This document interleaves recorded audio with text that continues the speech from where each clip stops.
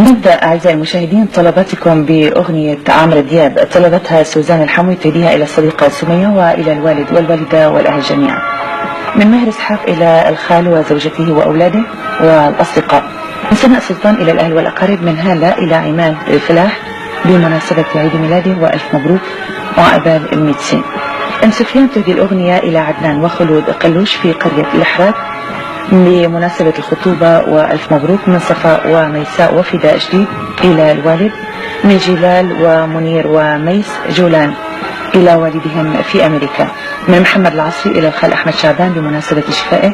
والحمد لله على السلامة.